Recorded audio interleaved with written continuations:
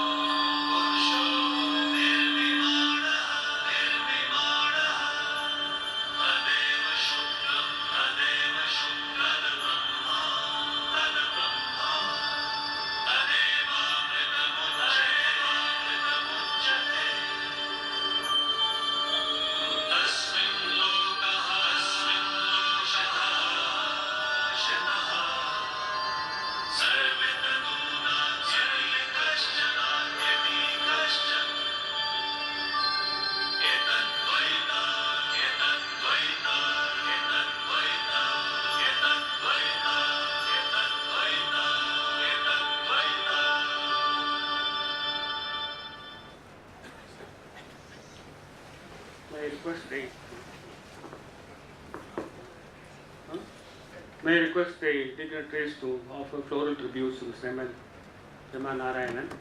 Anand, please join. I'll come. No.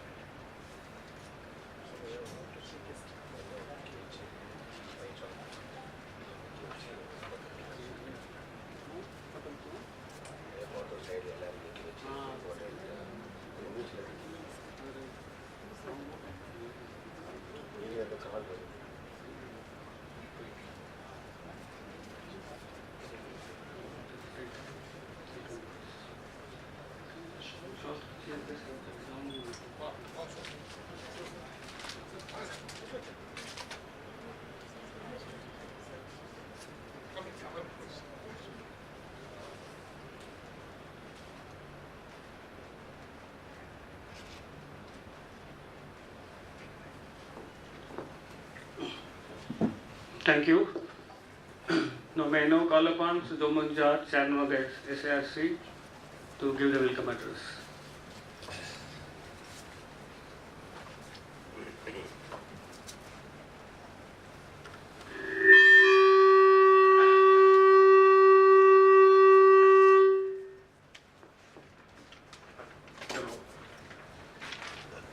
Good evening to all of you.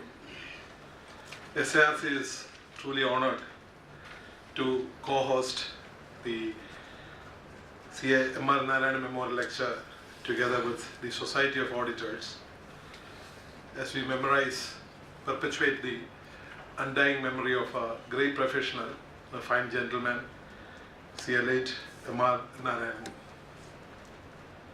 The memorial lecture is on a topic which is quite relevant, the challenges which our profession is facing today, accounting profession, the way forward. You have challenges from every angle, from a regulatory perspective, from a digital perspective. Whatever angle we look at, a lot of challenges. And Society of Auditors and its wisdom, in discussion with SARC, has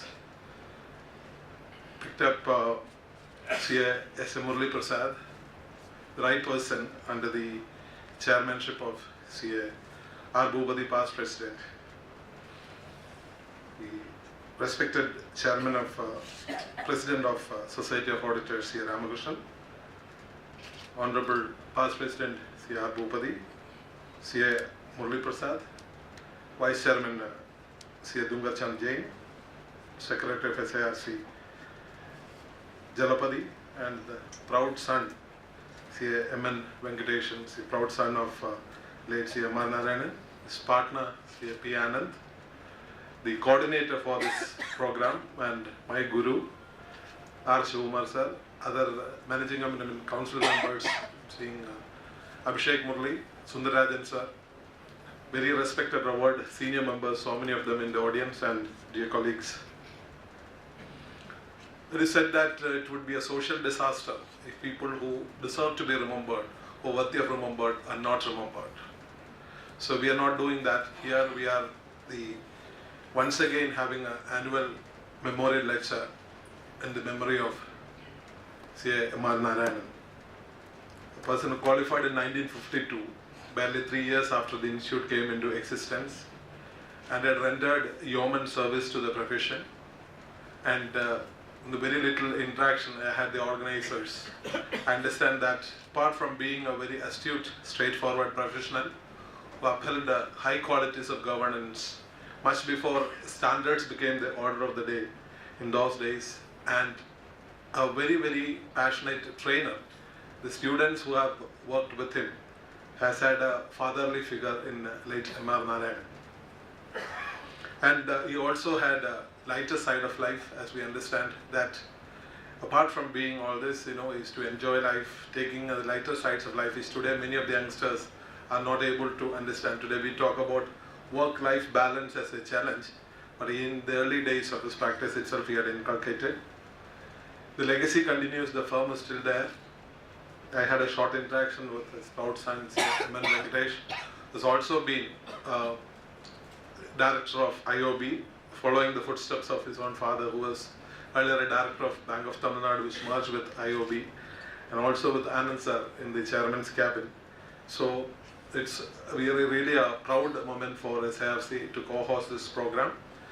We haven't done anything. In fact, it's just providing a platform here, and platform is not SIRC, it belongs to all of us. And the last mail from Shivkumar sir was very clear. What we need from SIRC is very minimum, just to honor the speaker and the presiding past president. So we have done that, and we are really proud. And the topic is so relevant because in the context of the motto song, Yayesha Sutteshu Jagrati, is that we have to be really, I would say, vigilant and cautious in discharging our professional responsibilities, because from everywhere we are much more under the lens, and the stringent provisions are coming upon us. Corporates are depending upon us, so the auditability of the corporate India. Today we had a bank audit seminar, and incidentally 480 delegates participated in Taj Coromandel. There also the concern which the chief guest, who is again a past president, K. Raghu, expressed was the auditability of the corporate India, and particularly the banking system, which is already weak in terms of having large amount of bad loans and things like that. So many of us have turned out. That itself is suggestive of the fact that the memories are still strong and bright. So I look forward to evening where his memories would blossom in a different way of guiding us into the future through the learned and very eminent speakers here, Murli Prasad, and also Bhupati sir is there. He is also guru for me. I learned my first lessons in taxation. I did my articles in Chennai from Bhupati sir. So with all this, I take this opportunity to welcome every one of you in the audience, and also Murli Prasad sir, Bhupati sir, the SIRC executive committee members. Ramakrishnan sir, I should not welcome because we are doing it together, but since it's SIRC, it is customary. And also very special welcome to C.A. M.N. Venkatesh, the proud son who carries on the legacy. May God bless the family of C.A. M.R. Narayanan, and that's all. Stay blessed. With that, I conclude, and over to you, sir, for taking up the proceedings. Thank you very much. I request Mr. Brahman George to.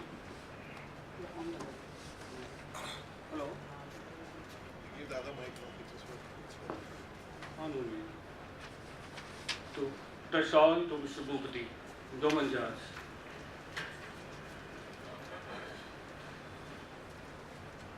And Mr. Ramakrishnan to present a shawl to Mr. Murli Prasad.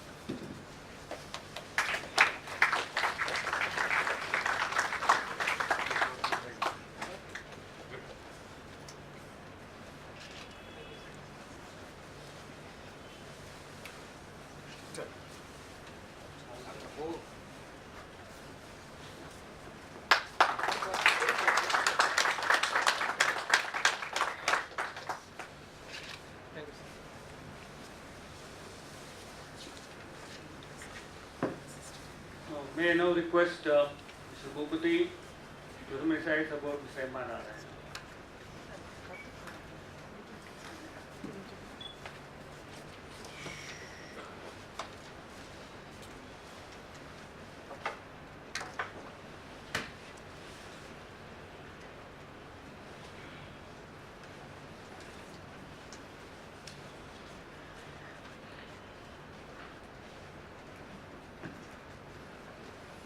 The President of the Society of Auditors, Mr. Ramakrishnan, the Chairman of the Southern India Regional Council, Mr. Joman George, Vice Chairman Jain,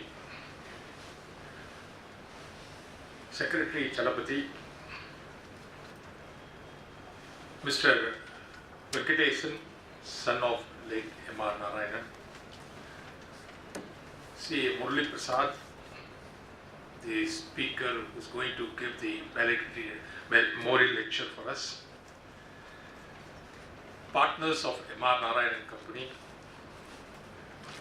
Let me begin by saying a big thank you to the partners of M. R. Narayanan Company and the organizers, the coordinator Shiv Kumar, for extending an invitation to me to preside over this important event.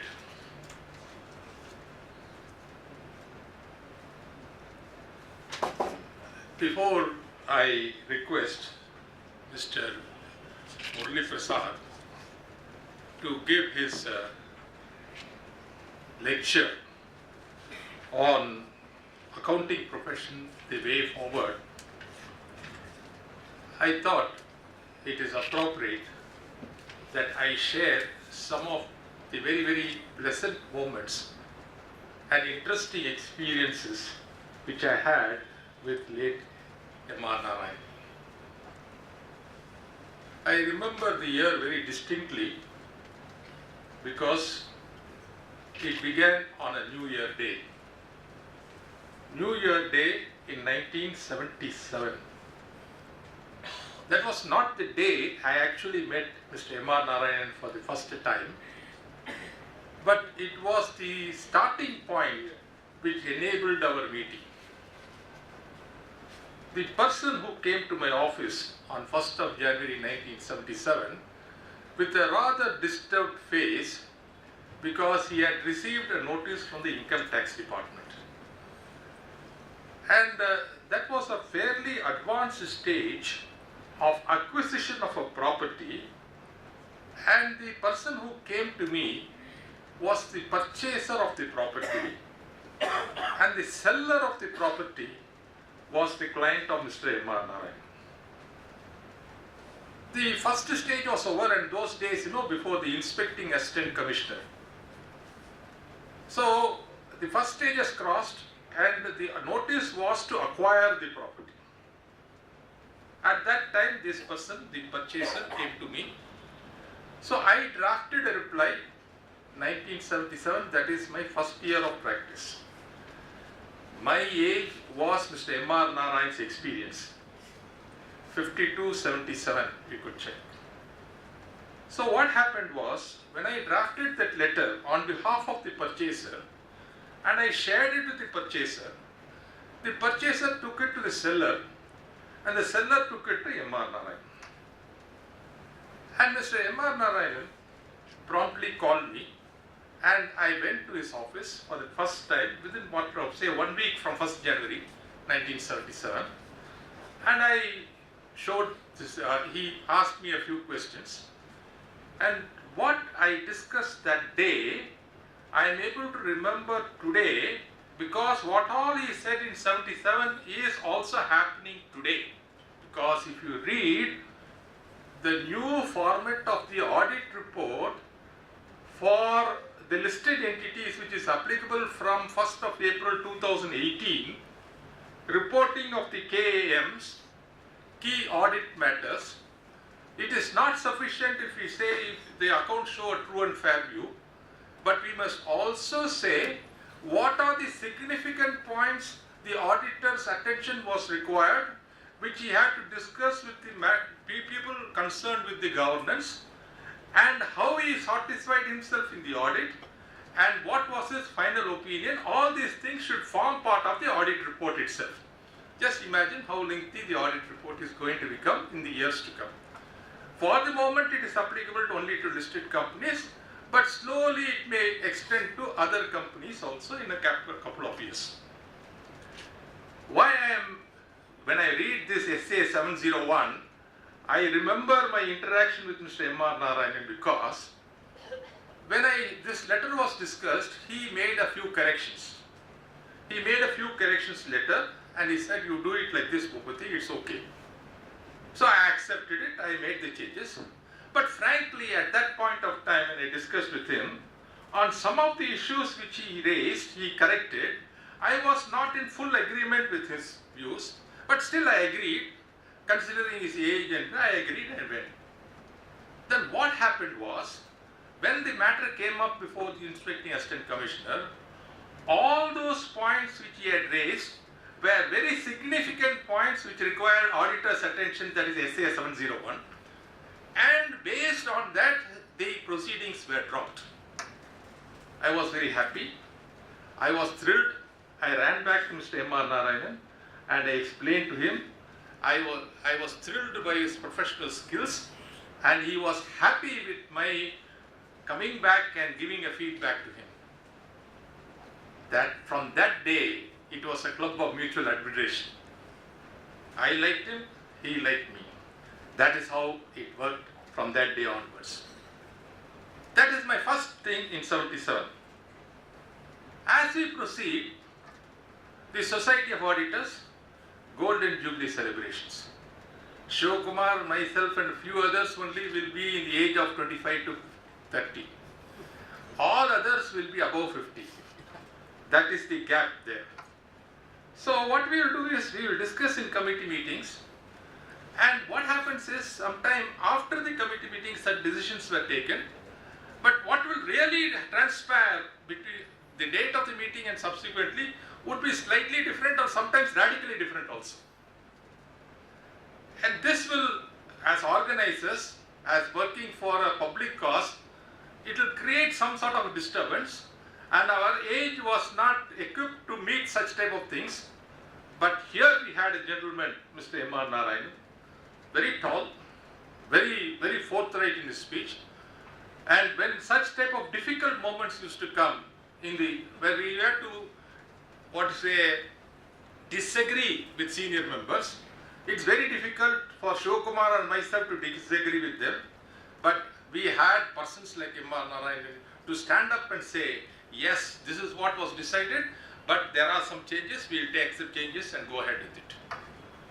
This is the second thing. The third thing which you will find, as years rolled by, his daughter and M.R. Narayanan's grandchildren. See, our association, how it proceeds from generation to generation. Grandchildren, they wanted to go to United States for studies. And at that time, there was a certification which we chartered accountants have to give about the financial status of the person who is sponsoring the child to go to US, and which has to be presented to the US Embassy for procuring the visa.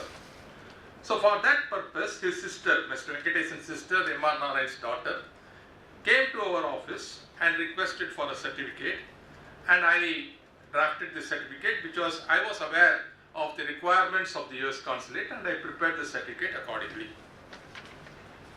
Within a couple of days after I gave the draft certificate, she came back to me, or she called me and told me that Mr. M.R. Narayanan has made some changes in the certificate. The certificate which I had given draft, he has made some changes. Then I said, what changes? He said, those years, specifically he wanted to include certain amount of jewellery in the certificate, which I did not include.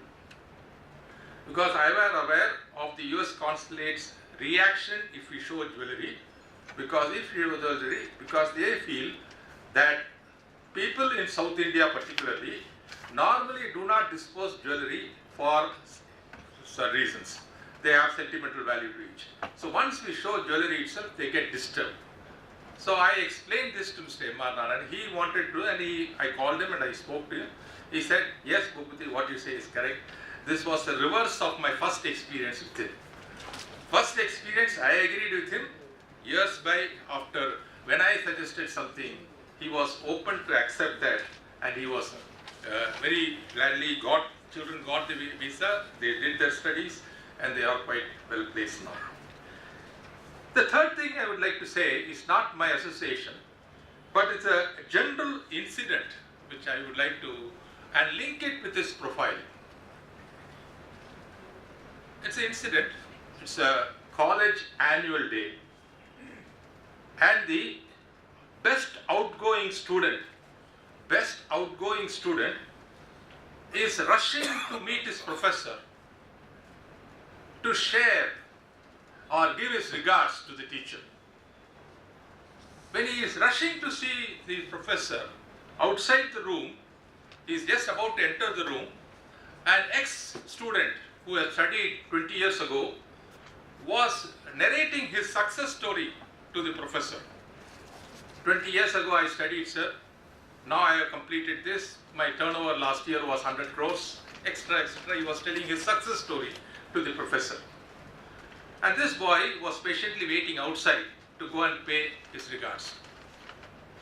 Then he went to his teacher and said, sir, I have come to pay my regards, but I have overheard my senior explaining his success story to you.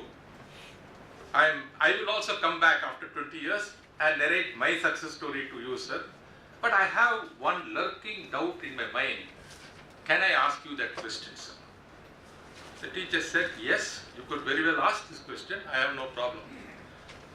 Sir, you are teaching so many students.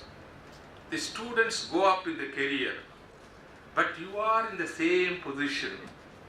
Does it not disturb you? This is the important question I wanted to ask you, sir. The teacher said, nothing to worry, my dear boy. You have the gardener who is planting a seed, and the seed grows into a tree, and the tree is going to stay much longer than the gardener. The gardener will be very happy about it. You have the potter who makes pot. Many people admire the pot long after the potter died also, but the potter will be more happy about it. Similarly, teacher is very happy when his students achieve much more than what he has. I would ask you to read the profile which is circulated by Society of Auditors and the ICIRC of M.R. Narayanan. And in his profile, you will note that he has been a good mentor for so many people.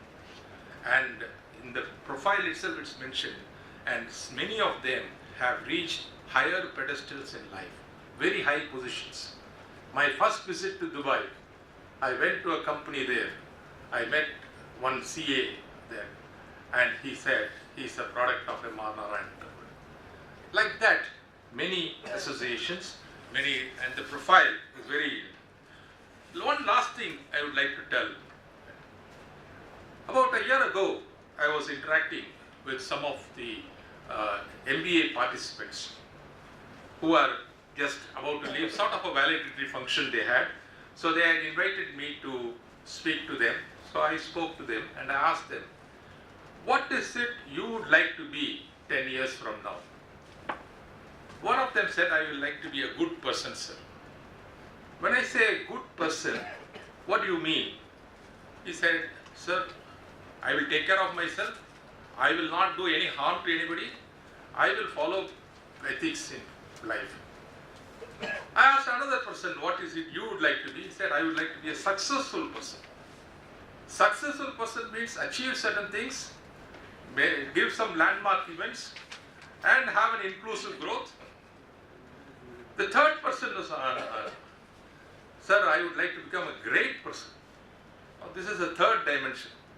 One person said good, the other person said, successful, third person said great person. And M.R. Narayanan is such a great person because the definition of great person is one who continues to be good after becoming successful. Now you see his profile, and Joman George also mentioned it. He's achieved positions. Nominee director of RBI in Bank of Tamil Nadu, president of Hindustan Chambers of Commerce, president of this Society of Auditors. Higher positions, but continue to do good. My grandfather participated in a competition of Rolex watch to write an article. Every 2 years they have this competition. All over the world people will write these articles, and the best article will be given a prize.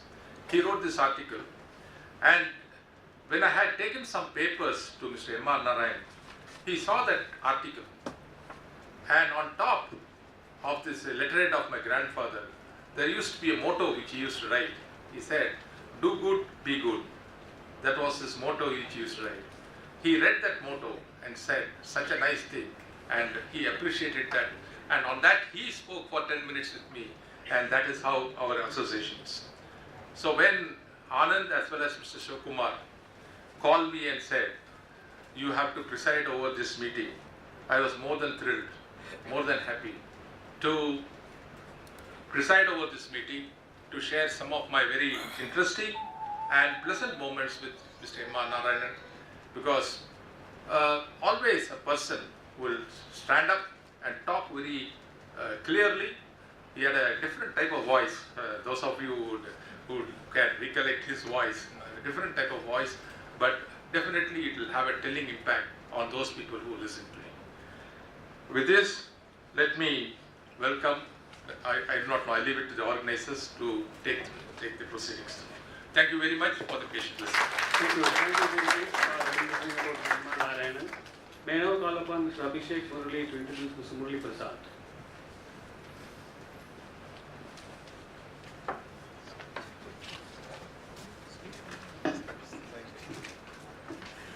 Very good evening to one and all present here.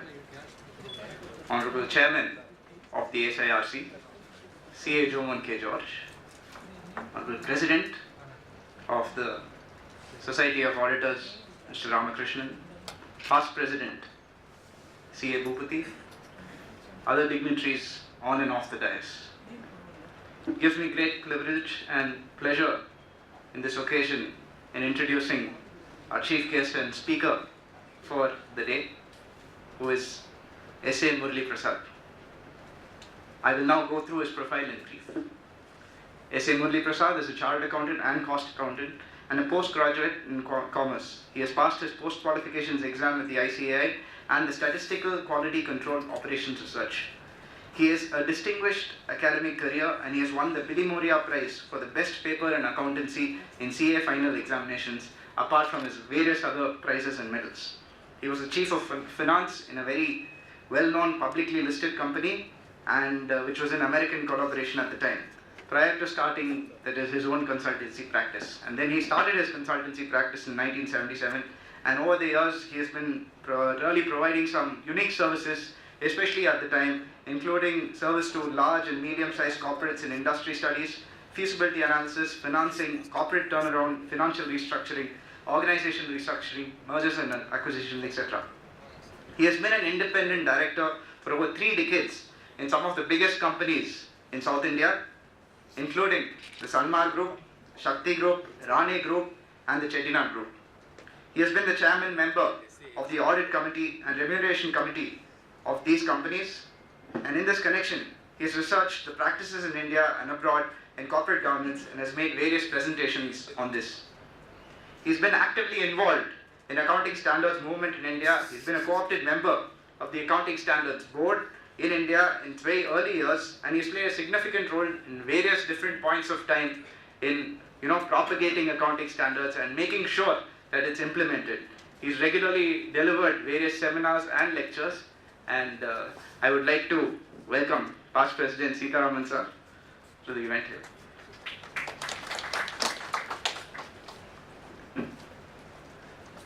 He has also been nominated as a member of the Cost Accounting Standard Board and Cost Auditing and Assurance Standard Board of the Institute of Cost Accountants of India. Mr. Murli Prasad has been a nominated member of several other committees of ICAI, including the Board of Studies, the Information Technology Committee, and committees of other professional bodies, including the Board of Advanced Studies of Institute of Cost Accountants of India and Chambers of Commerce. He is a well-known speaker and writer on finance, accounting, management, and information systems. He was actively associated with the Institute for Financial Management and Research as an honorary professor during the years 1971 to 1980. He is also a person, I remember my father has always told me, in his initial years of practice, Mr. Murli Prasad has been a person who's always extended help to young members. And I think he used to call him for some statistical work. And regularly, younger members who are now very leading professionals in the practice have constantly credited him for giving them the opportunity to engage in statistical work and other work in their early stages of their career. With this brief introduction, I'd like to invite our speaker for the day, CA Murli Prasad. Thank you.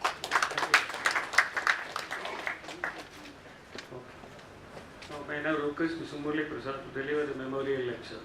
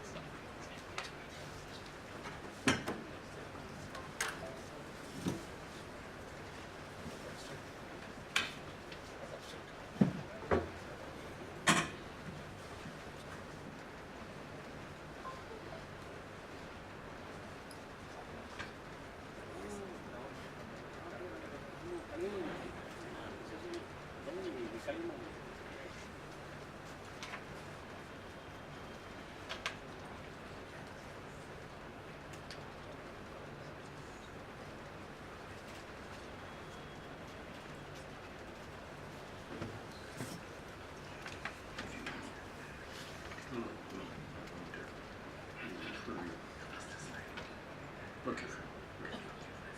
Right. That's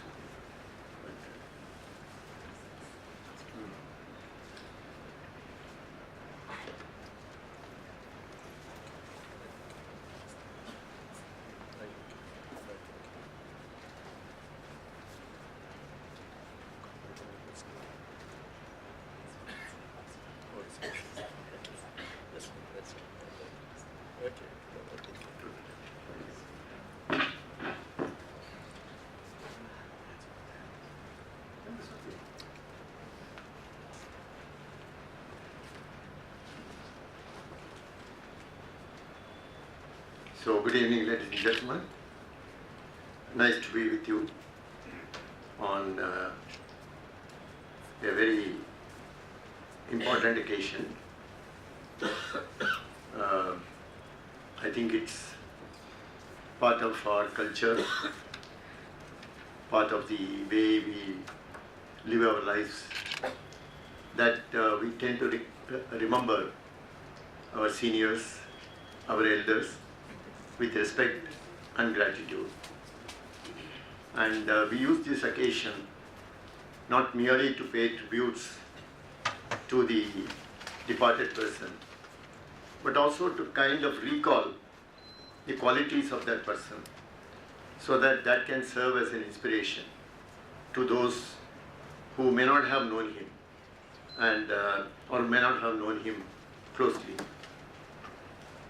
Unlike Mr. Bhupati, I did not know Mr. Narayanan intimately, but I am happy to say that as a very young chartered accountant in the year 1968, I was put on as a speaker in a conference, a regional conference at Coimbatore, and the topic chosen, topic given to me at that time, was taxation of technical know-how fee and treatment of expenditure during construction. So I made the presentation on that conference. It was my first presentation in an institute conference. And after the presentation, it was in the pre-lunch session. And after lunch, Mr. Narayanan, whom I did not know personally, came to me, and apart from the usual words of congratulations, asked a very pointed question. It perhaps shows his profile. I mean, he's just not saying, well done, young man. It's not like that. It's something more than that. He asked me, how did you come to study this subject? Because at that time, this was not a very usual topic on which the conferences of the institute were discussing, and most of them were on history of taxation, individual taxation, and so on. And this was a corporate topic, and basically a topic which only a few companies at that time would have had to face. Then I explained to Mr. Narayanan that I happened to study this because the company where I am working, this is a problem we are facing. We are on the first year of operations, and we have this problem of having to convince the income tax officer that what we have capitalized as expenditure during construction is justified, and we also had to convince the income tax officer on the nature of the technical know-how fee, because it would have been easy for the income tax officer to take a stand that part of the technical know-how fee is towards bestowing a permanent benefit to the company and therefore need to be capitalized. That wouldn't have suited our requirements at that time. Therefore, this subject was important to me. So I explained to him that this is how I came to study the subject. I think what it shows of the man, looking back at that time, I don't know whether it made a profound impression on me, but looking back, one understands that it is not just a matter. Today, the whole thing is becoming so mechanical. So somebody speaks, and you say, "Ah, well done," and you don't even know whether the other person meant it. Okay, it's becoming a bit of the, shall we say, modern world where you exchange pleasantries and you don't mean them, and you never say anything adverse, and therefore you never know whether what the other person is saying in appreciation of what you have done, whether it is really appreciation, because you never hear people telling you what wrong you are doing. I mean, it doesn't happen. I mean, that's one of the problems today, that discrimination is very difficult for the person receiving the message. Those days it was point blank. I mean, people told you what they thought about what you did. I mean, and if they did not agree, they told you that they did not agree. And they took the interest. I mean, I think that is the reason why I think they were different. That it was not just a matter of pleasantries and things like that. They took interest. How can it be that a young man at this age, how does he come to study a subject like this? I mean, there must be some background to it. Therefore, there is a certain interest in a person whom you do not know, personally, but just you know him as a young chartered accountant. So these are qualities which people at that time had in abundance, and I certainly, looking back, recall with great satisfaction. I keep mentioning that to various people. I recall with great satisfaction the kind of personal interest that the office bearers of Southern India Regional Council would have taken in people like me. I was not the only one, but young people like me, there were probably 2-3 like us. And the kind of interest that the office bearers took. I mean, we were really, inconsequential in terms of what we can bring to the institute at that time. But they took interest. They saw some potential. They took interest. They gave abundant opportunities for the young people to perform at various conferences. And that, I think, built some of us. I would certainly look back and say that the Southern India Regional Council office bearers at that time took personal interest in some of us and gave us abundant opportunities. I think I would appeal to the present office bearers that this is something which must be done. It's nice to call big names, make an impact, but along with the big names, you can also add a couple of the youngsters who can, who are looking to make a mark, and they need the opportunity. And about the earlier point I made, that people like Mr. Narayanan, as Mr. Bhupati himself mentioned, they wouldn't hesitate to say that something that you are doing is not right. That I think I heard from my kind of class fellows at that time, that Mr. Narayanan can be pretty forthright in his feedback to people. That's a quality which, looking back, I feel is very important, particularly in the relationship that a principal has with a articled assistant. It's very important that that kind of feedback is given.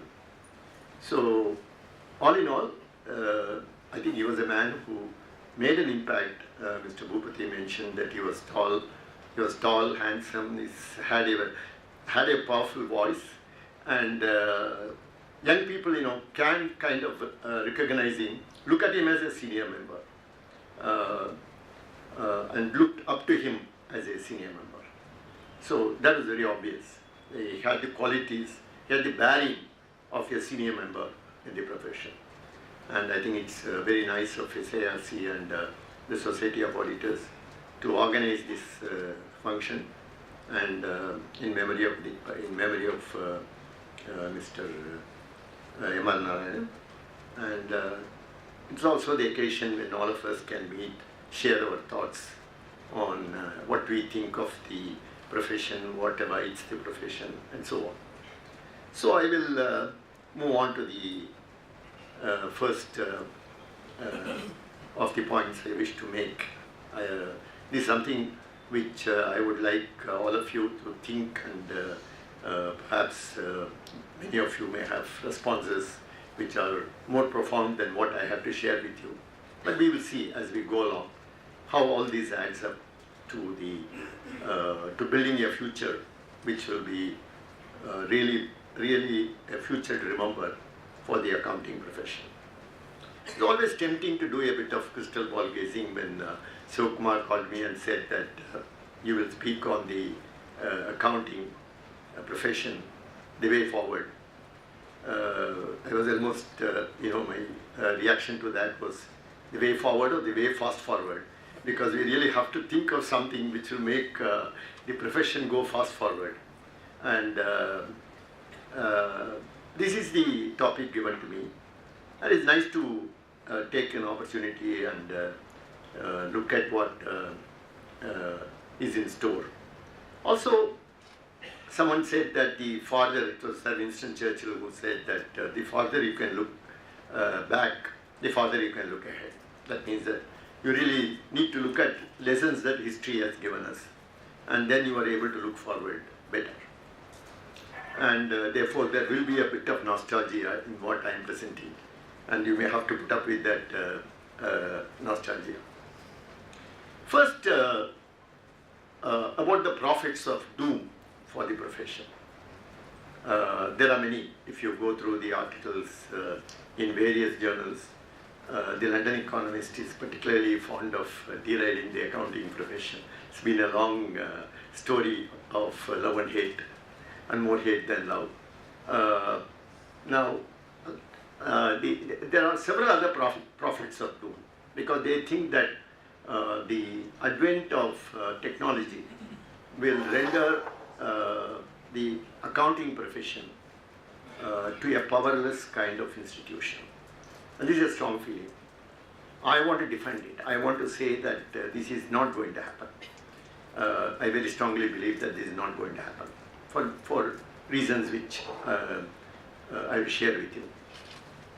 The London Economist said in 1964, as early as that the accountant is in danger of being replaced by computers on the one hand, and by business school trained management consultants on the other. This was a 1964 statement by the London Economist.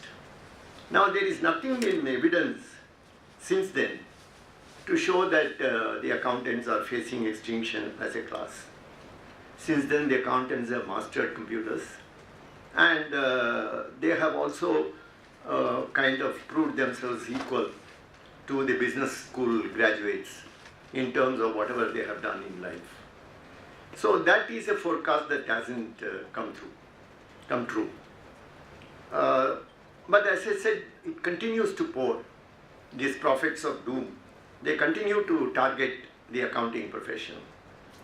And the latest, which appears in various journals, is a forecast that the accounting profession will cease to exist by 2040. A date has been fixed, 20 years from now, 21 years from now, by which time the accounting profession will be extinct. Now this is about the future, so I can't give you evidence like I gave in defense of or against the London Economist's observation. This is about the future. Since it is about the future, I only want to say that history generally repeats itself, and therefore I have reason to believe that if the profession had withstood all that had happened in the last few years, I will share what I observe as the kind of passage through which the profession has gone. So history will repeat itself is one thought. And the second thought is that it only repeats itself in unexpected ways. I mean, it's not something the way you expect it will repeat. It repeats, but in a different way from the past. So the question arises, what can I do to predict the future? Is that 2040 estimate, how do I contend it? I mean, how do I say that is not true? How do I predict the future? What tools I have got to predict the future? Quite frankly, I don't have. But I read this very interesting observation that the best way to predict the future is to create it yourself. Which means that if you can do things that will ensure what the future will be, then that is a way to ensure that your prediction and your actual will tally. Because you have got to make the actual happen and not question the prediction or try and find out a new prediction. So what I'm trying to conclude is that the future of the accounting profession, so far as the future is concerned, we accountants will create our own future. Okay, as a profession, we will create our own profession, our own future. We are not going to get into this game of prediction, how it will happen, how it will not happen. There are good reasons why we can build our own future. We need to set the priorities. We need to know what we want to do in the years to come in order to establish accounting on a strong foundation. We will see some of them. I want to do a bit of looking back at this point and look at the evolution of the accounting profession in India. I am no historian, but I have lived through it now for, I graduated in the year 1965. So I have lived through it for 54 years. I've been active for 54 years in the profession. In fact, I should say I knew nothing outside that profession. So I've been part of that. So I have some, shall we say, views about how this profession has grown. And what are the kind of highlights. And from out of that, what can we deduce for the future? The first impression I have is that when people of my age, when they entered the profession was all about tax. The accountant industry was the tax accountant. My own boss was an expert in tax, and he was my boss because he was an expert in tax. And then the auditor was considered to be a tax auditor. I mean, somebody who will take care, advise you on tax matters. So that was the kind of scenario in which we walked in. Our generation at that time was grounded in the 1956 Companies Act. And we knew a bit of Companies Act. We knew the Schedule 6, which at that time was kind of gospel, governing the financial statements. We didn't have accounting standards at that time. So that was a bit of a gospel. And we were brought up on that dose of company law and company financial statements, the content and format of which was dictated by Schedule 6. So that was the kind of era. And therefore, we were looked at from the point of view of complying with company law. I think the accountant in the industry accountant was looked upon as one who can ensure that the law is complied with. And the auditor obviously was looked upon as a person who can advise on how to comply the least with Schedule 6. Because somehow at that time and even today, people are reluctant to disclose. Therefore, whatever disclosure was required under Schedule 6, which is very small compared to the kind of tomes of disclosure that we require today, people were reluctant. And the auditor obviously helped the company to kind of make sure that what they considered sensitive information did not get into the financial statements. Then came the management accounting revolution, if I may say so. Some of us qualified as management accountants. We started talking about management accounting. So there was a certain interest in the corporate world for management accounting.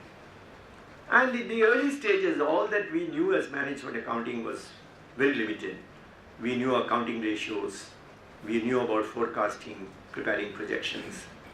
And I used to work for an American director who used to come and say, now I want a quickie, I want it in the next 30 minutes. Now, we didn't have a computer at that time. We didn't have a computer. We did not even have an electronic calculator. What we had was a kind of cranked calculator. You really have to crank it with your hand. So doing anything in 30 minutes was simply not on. But this American director used to come and say, I want a quickie. I want a quickie, meaning a quick forecast in 30 minutes. And looking back, I feel that we did that because he wanted it. And there's no way by which we can say no to him. And looking back, I feel that that kind of a demand enabled us to understand the profit model of the company. Because we had to come up with a forecast quickly. So we can't do elaborate calculations to arrive at it. So as we did this exercise and later checked the actuals against that, we became experts in understanding, we became sound in understanding the profit model of the company. So this is the kind of province within which the management accountant of those days worked. Then came the institution of internal auditors. The profession picked up, there a great interest shown in internal auditing. A new kind of development came in India, which may be called external internal auditors. Everywhere else in the world, when you say internal auditor, it is part of the company staff. And in our country, the practice came that independent firms of accountants can be the internal auditors. And that, again, was a kind of landmark in the development. And then came the accounting standards. First time, I remember, 1975, the international accounting standards was kind of not published in first time in 75, but first it became known in India because India signed with IASB. We became members of IASB. Our institute became a member of the IASB. So we started propagating, we started understanding there is something called an accounting standard. So that was the period. And one group of us, one group of accountants became experts in accounting standards. Then came the computers, mainframe and mini computers. Those days there were no micro or personal computers. And the accountants learned to enter data in sheets which were specially designed. They used to enter the data. And then it was given for what at that time was card punching. So people punched it into the cards. Then it was fed into the computer. So the accountant learned to do that. The accountant also learned to read the computer outputs because the computer outputs didn't come in the format in which the accountants were used. For example, the early computer packages did not give you a cash book with a receipt and a payment. It gave one which was a running statement with debit and credit columns. Accountants were uncomfortable with that. So that was a phase when the accountants learned how to use the computers. Then came the generation of micro and personal computers. And you had this, what I would like to call the spreadsheet accountant for the first time. Somebody who is an expert on spreadsheets and who can kind of put numbers together. And we also had this, saw the emergence of the spreadsheet auditor. That is, somebody who would download data of the client and do both compilation of the financial statement as well as audit through this. That was the next phase. Then as computers became widespread, there were several horror stories. Horror stories where all kinds of silly results came. Computers printed bills for 0 rupees, 00 paise, and if you did not pay, it sent you a notice, and so on. So all kinds of horror stories were there. So the corporate world wanted people who can think of controls in the computer environment, and those controls were very elaborate because the computers themselves were not as powerful as they are today. So a lot of controls had to be built. There was something called a checklist. There used to be control totals which were there, batch controls were there, all kinds of things. And the accountant became an expert on that. The accountants in India became an expert on that, doing the batch controls, doing the checking the checklist, the edit list. There used to be two of them, checklist and then an edit list, and then you had the final output. And the final output controls had to be tallied with the inputs. So the accountants became comfortable with that. Then came the accounting packages, and you had the emergence in India of the tally accountant and the tally auditor. Okay. Not only is that prevalent in India, but you go to the Middle East, you still see a fair number of companies which operate on tally. So the accountant moved on to that without a fuss. He took on the tally as a tool and became an expert on that. Then came the era of databases and customized packages, huge systems which were designed taking into account the peculiarities of the business of a company. And the same accountant started participating in the design of the systems and also in implementing them, making use of the output of the system. Then came the bank audits, became the area of practice for accountants, and really a cash cow for the profession. And another cash cow came in the form of tax audit.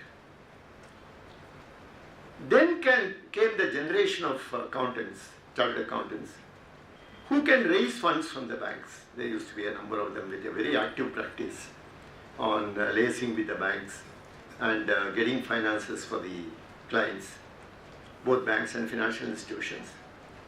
And they became experts on doing feasibility study of projects. It is unfortunate but true, but these accountants who arranged finances from banks and financial institutions were followed by other accountants who had to do the rehabilitation schemes, because some of these projects did not quite go the way it was expected, and therefore they became what at that time was called sick companies. And the accountants prepared the rehabilitation plan. Some of them specialized in rehabilitation. I can recall specific members of our profession who were connected with each of these in a very big way. They did the rehabilitation schemes. They could appear before the BAFR, convince the BAFR of the viability of the project. So that generation came. And then came the developments in the capital market, new public issues. The capital market itself became active. Trading became more commonplace, trading on the stock market. And then came the set of accountants who specialized on in advising on private investment. So that was the next phase. Then came this word called ERP, Enterprise Resource Planning. And the same accountants who were working on the design and implementation of the customized packages started being members of the team, members of the task force. These were huge task forces in big companies. So they were members of the task forces contributing to the implementation of ERP, which was a huge challenge in the first few years of the implementation, and even today remains a challenge. Then alongside came accounting firms who themselves set up software development units. those software development units cater to Indian market, cater to Indian corporates. Some of them also cater to clients outside India. That is another generation of accountants. Then came the practice of the corporates outsourcing accounting services. And you had one new set of chartered accountants who were willing to take up payroll processing, which was one of the earliest jobs of outsourcing, which was taken up by chartered accountants. And some of them took the entire accounting, some of them took bill passing because many companies had great problems on handling bill passing.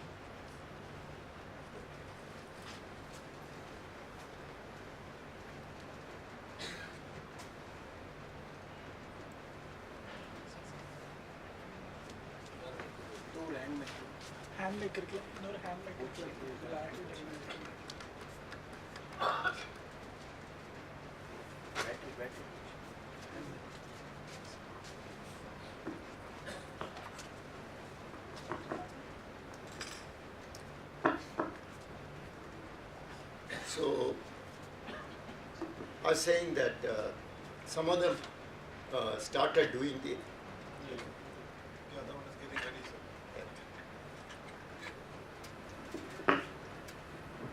Everybody hear me? Yeah, fine. Okay. Now, then came the idea of doing accounting services for companies, and an extension of that is what is today known as BPO, business process outsourcing.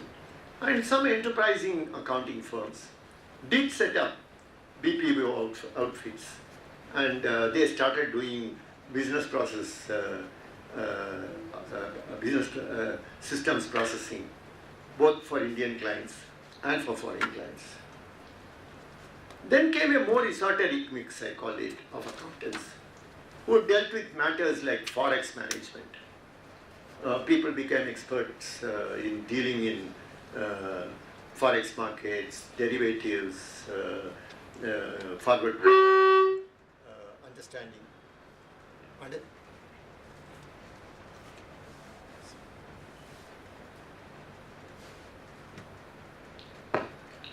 Understanding the markets and helping the clients to cover what at that time was a very serious problem of losses. Can you say?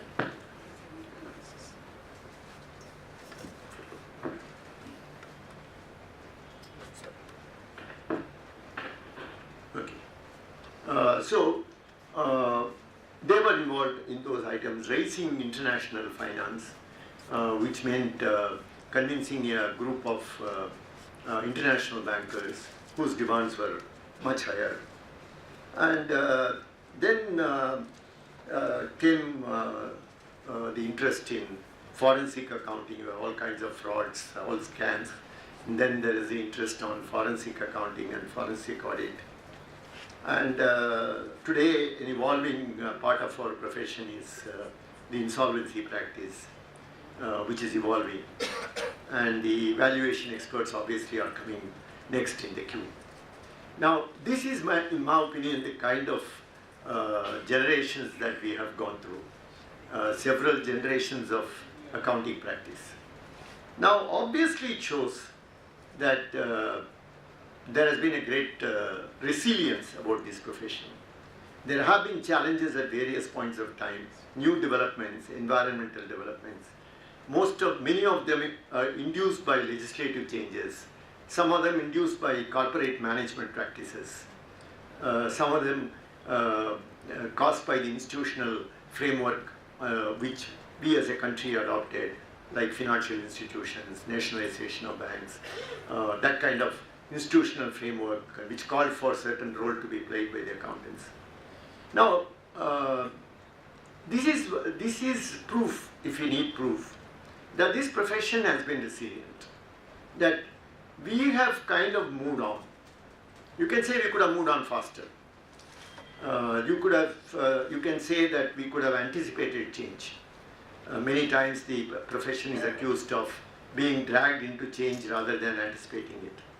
But whatever it is, the profession has shown a great resilience in meeting all these changes and being equal to that. But one of the problems we now find is that the time between two changes is very narrow. You are barely learning to cope with something and then something else hits you. Okay. So the response time that the profession will have in future, unlike in the past where you had abundant time, when the accounting standards came, there was abundant time before we got used to that. When ERP came, you had abundant time. When technology changes came, you had abundant time to kind of adjust yourself to it. But today is characterized by the fact that the time that is required for responding to changes has become less and less. And this is going to be the challenge in the years to come.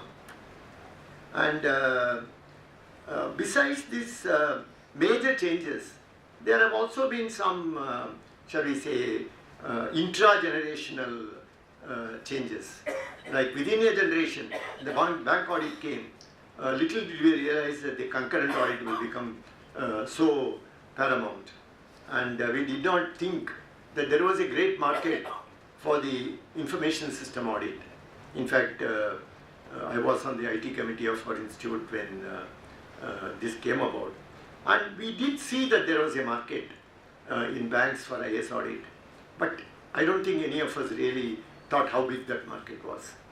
So, there were activities, shall we say, there were changes, intra-generational changes as well. So, what about the future? Now we know how we have done it in the past. Now what can we say about the future? The future is obviously uncertain. We live in what today is called the VUCA world. So volatility, uncertainty, complexity and ambiguity. All four of them we have in today's world. The profession will obviously be searching for relevance, as people are trying to remind us, to be searching for relevance in a fast changing world which is impacted by giant strides in technology. I'm not going to deal only with technology. I'm this time going to really restrict the kind of discussion on technology because it tends to get overdone. I think there are bigger challenges. There are bigger challenges elsewhere. There are bigger challenges in the way we run our audit firms. And I would like to focus on that and not merely speak about technology, about bots and drones and things like that. That's for a different occasion. Okay. So this changing business world is characterized by new type of businesses. Now we are going to see how even in a field like taxation, it's going to make a huge difference because there is a whole new set of organizations coming in. For example, the social media. Now, huge development, not only for the content, but the way the social media is run. Okay. And the way we are responding to social media. We are going to look at what that means in terms of our accounting practice. We will see that a little later. So, these are the changes, the Ubers and Olas, the new profession, new business called the aggregators. Now, all this makes a huge difference to the way we have run the accounting practice. And that is the big challenge, according to me. That is the big challenge. The kind of new environment in which we are going to operate. There were no massive changes like that in the past. There were gradual developments and we very nicely responded to them and stayed on top. But today the changes are really earth-shaking. And therefore it's important for us to understand how we are going to do that. There are some internal issues also. I raised a question which I am sure many practitioners here must be going through. Will the sons and daughters of today's practitioners take to accounting? Now I am not sure. The evidence that I have is mixed. There are several sons and daughters who don't want to come to accounting. Okay. Many of them are in US. Many of them are in fields which they think will not only remunerate them better, but will also give them greater satisfaction. So, if we talk about succession planning in industry, now we have a huge problem of succession planning in accounting firms. This is this is one development we need to take care of, because the aspirations of the new generation is so different that a profession like accounting doesn't appeal to them. I think the oft repeated kind of warning that the profession will be overtaken by technology, I think that is not the problem. The profession is in danger of being overtaken by social, cultural, and the kind of institutional changes that are happening around us. That is the greater danger. The greater danger is not the technology. If we have over the years grappled with the technology changes, like I recounted, now there is no reason why we can't do that with the new technology that is coming. But the big problem is that the way business is conducted is changing. The way people are looking at it is different. I also want to say that the profession is going to find it very difficult to get people, and this is a huge problem. Any of us who run a firm know that very well. That it's you are competing with the alternate market. Some of them appear to the young people to be far more exciting than perhaps what the accounting profession offers. Therefore, it's a kind of huge struggle to get and retain people. And in our profession, the client still expects the continuity. The client is disturbed if the person dealing with his file in the audit firm changes, even though honestly it may not make a huge difference if the firm is well organized. But the client is disturbed. Oh, he's not there, is it? Because unfortunately, generally the relationship is built on a one-to-one relationship. So it becomes important to retain people. And this is a huge challenge. And the other thing which we are coming to a little later, even in a matter like tax, the kind of resources, the quality of the resources that you are going to require is going to be several times more precious than the quality of resources which you were looking for, let's say 10 years back. I can myself see today, if you do consulting work, the kind of people, the kind of skill sets you require today is far greater than the kind of skill sets with which you could manage in the past, which you could manage, let's say, 10 years back, 20 years back.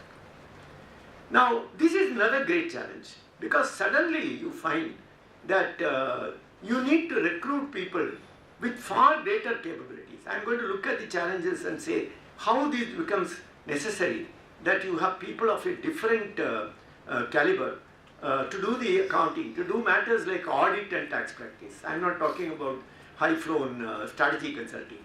I'm not talking about that. I'm talking about regular audit and tax practice. You need higher quality of people. And it is getting difficult. We saw it already. And then, I'm sorry.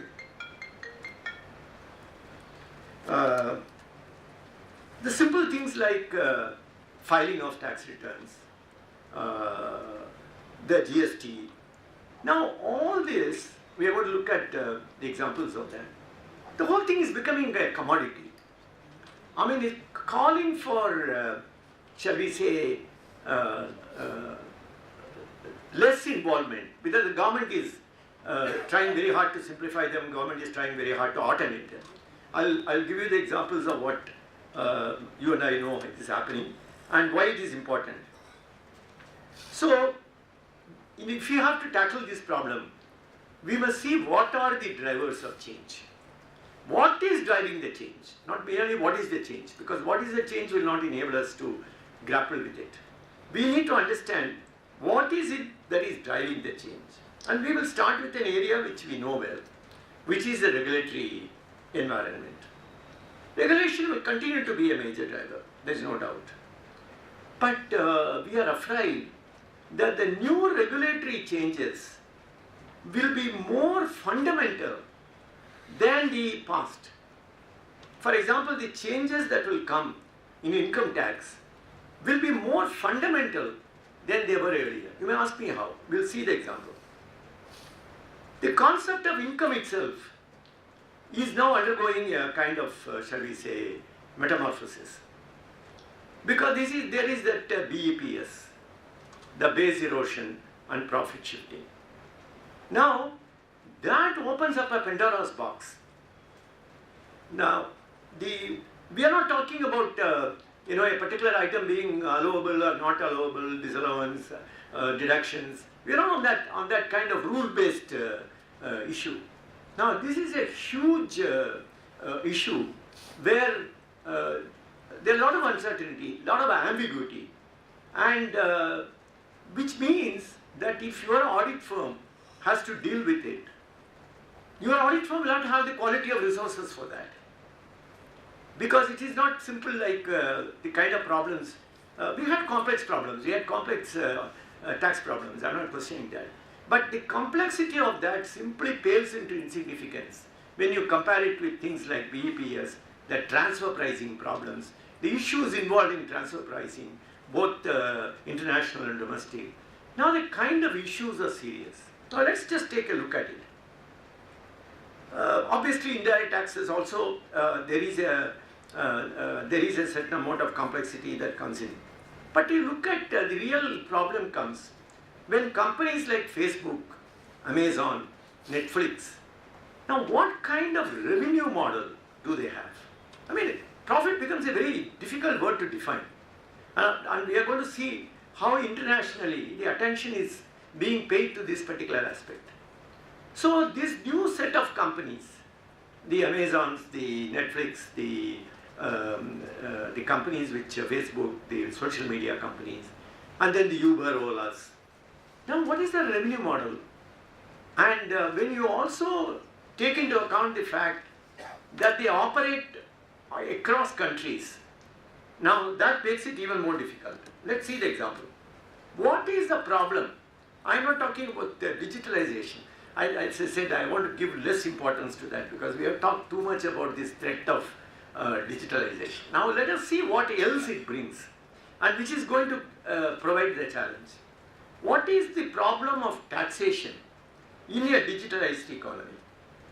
Now this is a study by OECD on what are the kind of problems that is going to come. And the first admission that OECD makes is that this is a complex reality. The first statement, that it's a complex reality. And they have observed three key factors in the highly digitalized business. The first one is very interesting. One is cross-jurisdictional local sales without local mass. A very interesting observation made by them is that these businesses have volume and no mass. Now Uber may have a turnover running to crores of rupees, and you are not seeing the big buildings in which Uber is housed. Now you are not seeing that. Okay. You are not seeing the big buildings in which Facebook is stationed. And there are several other small units who may do a large volume of business. They all have volume, but they are no mass. So for the tax collector to kind of access them is going to be difficult because they just don't have a presence. I mean, it is just that they are present in the eerie atmosphere of the cloud computing. Now, then this also, because they are spread over countries, also gets a cross-jurisdictional problems. That is, more than one country, claims that the income is taxable in their territory, and they are involved in several jurisdictions, like any of these companies. Like for example, yesterday the Election Commission called the social media companies and wanted to discuss with them on their role in elections. Now it's going to be very difficult because they are bound by no law. I mean, they just can't be bound by anything. But anyhow, the Election Commission is trying to kind of talk to them and bring them to some kind of discipline. Now the point is that by very nature they are so amorphous that it's very difficult for you to put them under a regimen. The problem is that they don't have the significant physical presence. We look at a few more of the problems. The other is a reliance on intangible asset. They don't have the building, they don't have the machinery. All their assets are intangibles. All their assets are data. I mean, you can't see with your eyes. Facebook has got, I'm told, access to enormous amount of data, unbelievable amount of data, which has great value. We are going to see what kind of taxation problems come out of that. OECD is grappling with that. There are taxation problems coming out of that. Now, you and I are contributing to that. You and I are contributing because we put the post on the, those of us who are busy on the social media. And the young people, I mean, they live in it. They live in the Facebook environment. I'm told that today, when you take a young son or daughter to a restaurant and order for what you think is a very good item of food, I mean, really the speciality in that restaurant, and you want to tell your children that this is the kind of food that you must be eating. This is a great choice. You must eat that. And the food is served. Food comes there neatly packed, nicely arranged. And it comes and they place it on the table. And the children don't start eating. Instead, they get up and use their mobile to take a photograph of that. Because next morning they want to put it on Facebook. Okay. So, they have lost the enjoyment of the food. Now, in the process, organizations like Facebook, Twitter and others have access to an enormous amount of data about yourself, myself, our children, I mean our families. It has enormous amount of data. It has Amazon, for example, I mean those of you who are using Amazon will appreciate that if you make a purchase or you make a casual search for some item, then you will get next day, you will get a prompt saying that yesterday you searched for this. I mean, this is what we have available against that. The point is that they are virtually spying on you. I mean, that's the right word. I mean, they're virtually doing that. All the companies in this category do that, and we are helping them because we want to put everything on that. We want to tweet. We want to put everything that crosses our mind on Facebook, on Twitter, on LinkedIn, and the young generation is really at it. At least we have some difficulty in doing it with speed, and the young generation can do it with speed. Now, all this is information. The international taxing authorities are now perplexed. They do not know where this income that these companies obviously are deriving, where it should be taxed. In the jurisdictions where they are collecting all this data, or the jurisdictions where they are selling it, monetizing it. Where should the taxation take place? One way of looking at it is, Facebook can come back and say, now we are not making any sale in India. We are not even asking for a subscription fee. So what is the kind of income you want to tax us on? Now, the point is that they are collecting an amount of data. They are collecting personal data on Indians, which they are monetizing, which they are converting into money, which they are monetizing, which is crystal clear that they are monetizing it. Now the question is, what jurisdiction for that? And the countries are not agreed. There are countries which are not agreed that these social media companies must be charged for income generated in the jurisdictions where they are collecting the data. They are not agreed. The countries are not agreed. There's one set of countries which say it must be done. There's another set of countries which say it should not be done. OECD still finds that this is a problem which is not getting resolved. And add to it this characteristic that they don't have the mass. They just have the volume. They don't have the mass. And you have a whole new scenario where it is difficult for you to say of the whole chain of value, what part is created, let's say in India, and what part is created in the United States, for example, if they are US based. Now what percentage is created in India? What percentage is created? We are very familiar in taxation of this nexus to taxable territory. But I think that problem is a minuscule problem compared to what we are facing today. We also had that earlier. I mean, we always had that nexus to the taxable territory. But then the point is that this is not that kind of nexus. This is something where we just don't know the answer. Because it is not that they are exploiting an asset in India or they are rendering a service in India. They don't have an asset. Their only assets are IP rights, intellectual property rights, and data. So those are the assets which they have. They are both intangible. Their valuation is one huge, kind of question mark. So taxation of that is going to be a huge challenge. Now, the issue before us as a profession is this. Okay, this internationally governments are trying to fix this problem. Let's hope one day they will fix it. But to us, if somebody has to look at their tax practice, one way of looking at it is to say that have great scope because you have got all these complexities, huge complexity. Obviously, tax practice even in the past has thrived on the complexity of the tax laws. Now, this can be alluring now to say that there is huge complexity here. And so why can't it help us to grow?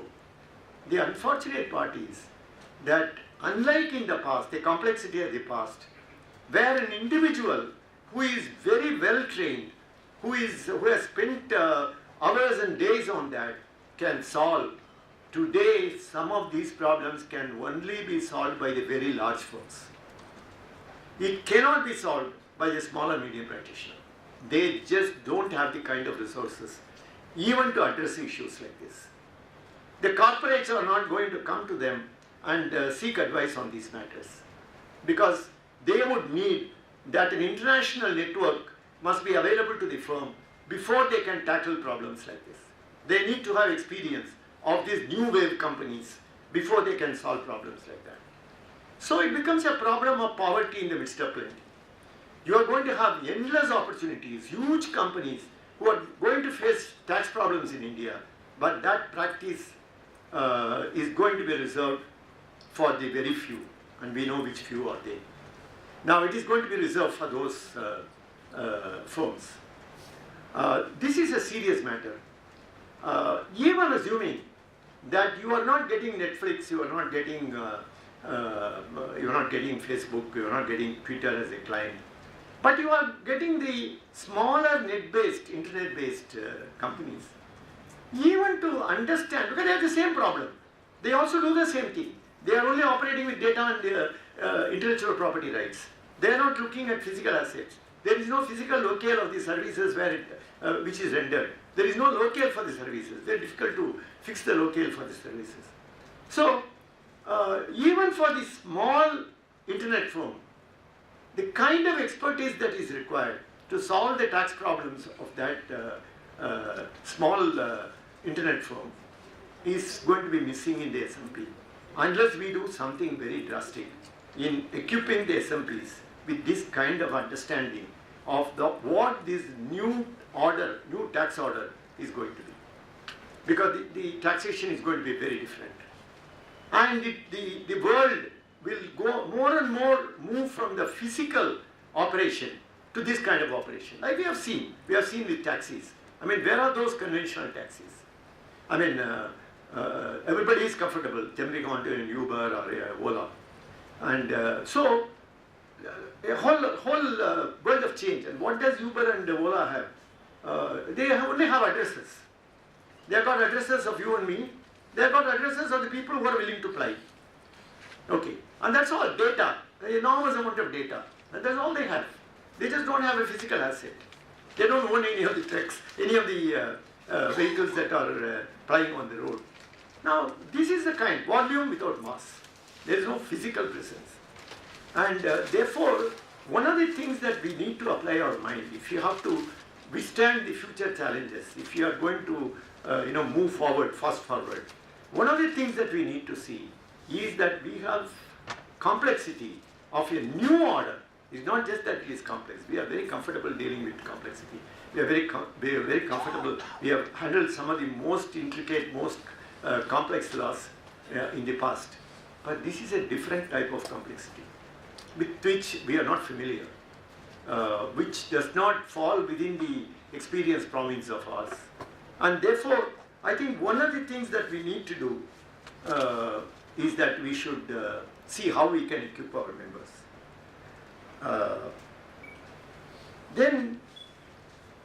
So I said that it may appear that it is good because laws are complex, people will require our services, but that is not for the SMPs.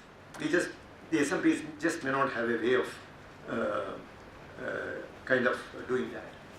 And then nearer home, we have this interesting statement in the interim budget of 2019, where Mr. Piyush Goyal, our own fellow member, said, the income tax department now functions online. Accepting assessments, refunds and queries, returns, assessments, refunds and queries are all undertaken online. Last year, 99.54% of the income tax returns were accepted as they were filed. 99.54%. All returns will be processed in 24 hours. That's a future goal. And refunds issued simultaneously. Within the next 2 years, almost all verification and assessment of returns selected for scrutiny will be done electronically. So all scrutiny will be done electronically through anonymized back offices. Back offices that will remain anonymous, manned by tax experts and officials without any personal interface between taxpayers and tax officers. This is a statement in the interim budget of 2019. One way of looking at it is to say, great, I mean, India is really progressing, that everything is going to be online, that taxpayers will have a nice time, that you will get your refund within 24 hours. It will be great. But looking at it another way, what does this mean as a challenge to our profession? And this is not exclusive for income tax. You know the same thing is happening in GST. GST, a couple of years back, we all thought was a very lucrative line of practice for the chartered accountant. And it has been that in the initial phases. But I am afraid that it is getting commoditized. And it's a matter of time before it will become a commodity. And the kind of attraction of that as a line of practice will come down. Look at the way the GST authorities are going about it. You saw the announcement 10 days back. For the returns in 3B and GSTR1 that you had filed, for July 2017 to March 2018, the government will give you a summary. I'm sure you saw that. And if you have gone to the site, you will see that the summary is there. For the 3B and the GSTR1, the government will provide you with a summary.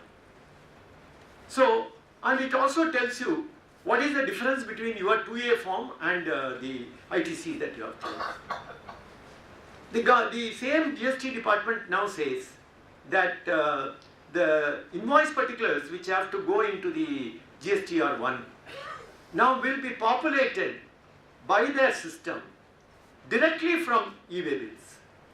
From the e-way bills, the particulars of invoices will be taken and put into a GSTR1 format, and the system will automatically take that on record. Which means there is nobody needed to file a return. Okay. Now, these are the kind of, not to speak of the enormous number of software packages that are today available to take over these jobs. Those of you who are working with the clients on Tally, you know that the GSTR 3B return comes out directly from Tally, and it comes out in the form of a JSON file, which you can directly port on the portal. Nothing is required. Don't have to touch it by hand. You can file it untouched by hand, and it gives you the statement of eligible items for ITC and the list also of ineligible items.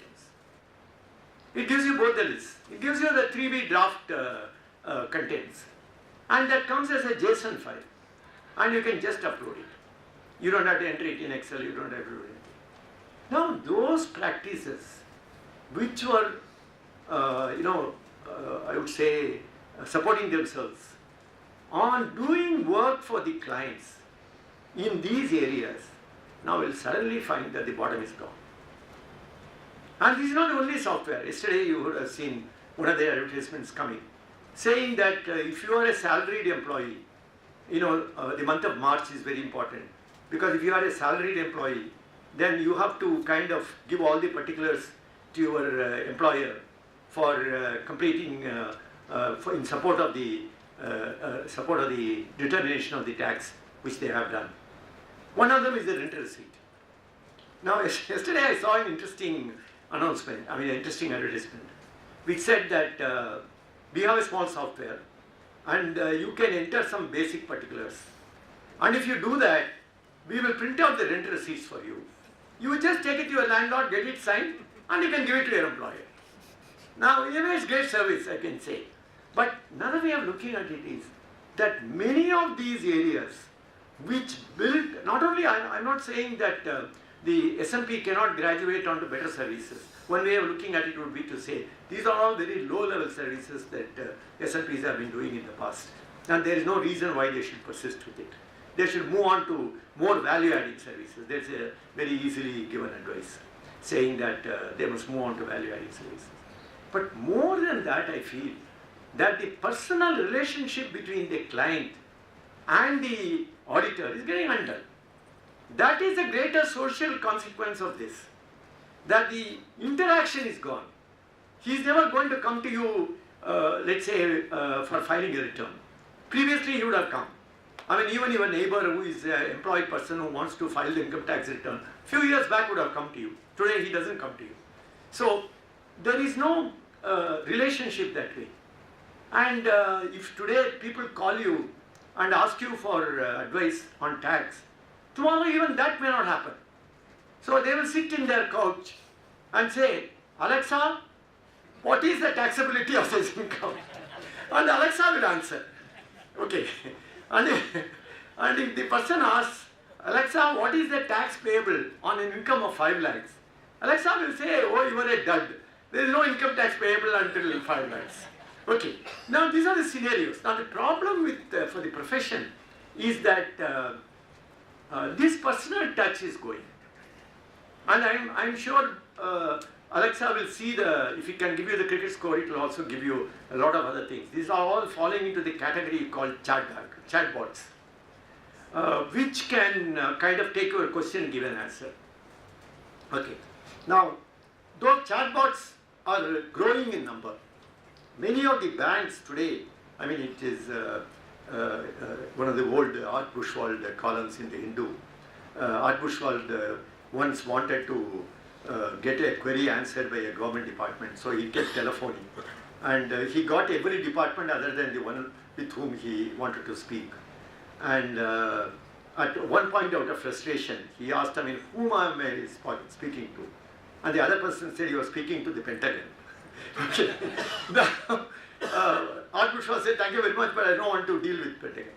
Now, at the end of that piece, Art Buchwald wrote, I felt like asking, can I not speak to a human? Now, these IVR systems that we are seeing, I'm sure it gets on your system. This IVR kind of thing. So, even relationship between the audit firm and the client will get on to this IVR. If you don't have an IVR, the client will think poorly of you. Okay, so you better install an IVR in your firm. So if there are queries, the IVR will answer. You will install a chatbot on your computer, and it will answer a few queries. Now, this is, as I said, some changes are fundamental. They are frightening. They are fundamental. They change the relationship between the auditor and the client. And we need to examine them, because these are the kind of changes. Saying that something will be computerized, your audit task will be computerized, I don't think that's a great challenge to the profession. Let it get computerized. Alfred Marshall wrote that automation takes the monotony of work from involving monotony of life. Okay, so that's a great quality of automation. It can take monotony of life, prevent monotony of work from involving monotony of life. So it's welcome. But the point is not that. The point is that the essence of the relationship between the professional and the client is being destroyed. And that is very fundamental. That is being eroded. So the basic problem is that. And how we are going to kind of offset it, how we are going to build future practices in a way that we can sustain that relationship, because it's obviously something which will be the essence of professional practice, not only today but for years to come. So we need to know how these challenges can be met. Now let's get on to this technology part, and we'll go through it a little faster. Now, we have already seen the impact of social media, and we have seen also how audit services, tax, all that are being affected. These are real, and we can't just wish them away. Now we can't believe that it will be slow. Many of us who are senior citizens may feel, all right, all that what Mr. Murali is saying may come, but not in my lifetime. Okay. Now I'm sorry, that may not be true, because it may descend on you tomorrow. Many of these changes are happening like that. So the first myth is that, all right, it may happen, but it will not happen in my lifetime. The second is that the change will not affect the small and medium. It will affect the big four. It won't affect me. Okay, that again is not right, because many of the smaller clients of yours are getting into this new era, that they are conducting the business in this new pattern which we described. So many of your smaller clients also are in that kind of league, and therefore you can't ignore that.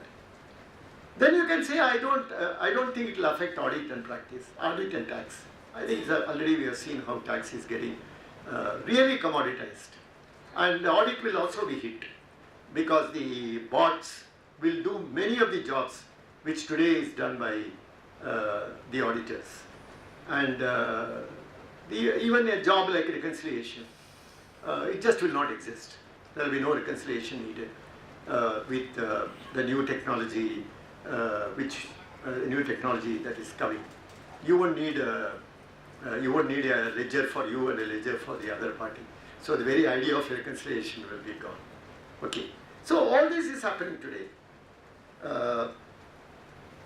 So we need to look at understand the change in a slightly different way. And I found a very interesting article which says there are two kinds of future which we can visualize.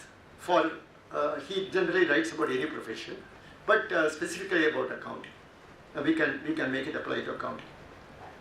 It says that the first future is that professionals will increasingly use sophisticated technologies to enhance their traditional ways of working. Whatever they were doing previously, that will get enhanced through the use of technology. And this is something which is very easy to conceive. We know what it is. We have done that over the years. But the second one which he is highlighting is very interesting. He says that technology will actively displace the work of the profession. So the work will just not be there. It will displace the work of the professional. Machines and systems will take on the roles of the traditional professional, like this automation we saw about tax returns. It may be that these systems will not operate unsupervised. This is another issue. Like even the autonomous car now will need some situations where a human will have to take it over. Okay, the autopilot mode in aircrafts. Now there is a human intervention required. So we may console ourselves on that it won't completely displace us, because some stage you need to get in. But then that will call for a skill set which today's professional may not have. You are getting into a crisis situation where the machine cannot handle it. Now human intervention is required. That is going to call for skill levels which the average professional may not have. Now that is a frightening prospect, that even if it is not 100% automated, even if there is going to be a human intervention, the human skills that will be required for successful intervention is going to be very different. And we need to take care of that in our training, in our general approach to the problem. Now, you also might have, some of you might have seen on the NDTV the serial on what is known as the playground in the US, where there is an institution which kind of leads the startup companies by hand. That is, they are not venture capitalists. Venture capitalists become vulture capitalists. They want their pound of flesh. Now, it is not venture capitalists. It is people who will handhold the startup company, provide them with all the support, provide them with the money also, but provide them with all the support, give them the expert management advice that is required, and so on.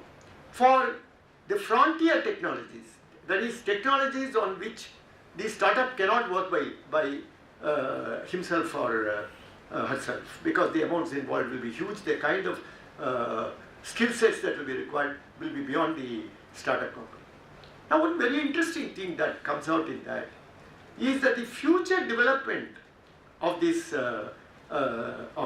technology is not like it is today. That is, the technology will work up to a point, and when it gets complex, the human being will set in. He talks about these autonomous vehicles. Autonomous vehicles not in the sense of motor cars, but he talks about autonomous vehicles in the form of trucks going on highways. And he says that these autonomous vehicles will not operate in a way where it is automated, and if they get into trouble, the control will pass on to the driver. No. It will go on the autonomous mode, and the driver can intervene anytime which he wants, but if it gets into a crisis, the machine will take over. Because they find that it is a human being who makes all the mistakes in a crisis. Because he gets emotional, he gets sentimental, he gets emotional. So he makes mistakes. Therefore, it's the other way, it's the opposite of autopilot. It is not that the machine gives it over to the human. It kind of takes over from the human. Now, that is the kind of technology that is coming. And that's frightening. Because in a professional kind of environment, we always believe that if the problem gets too complex, well, they will need our expert services. Okay, it will need the human brain. But it looks like that is the time when the bots and the chatbots will take over.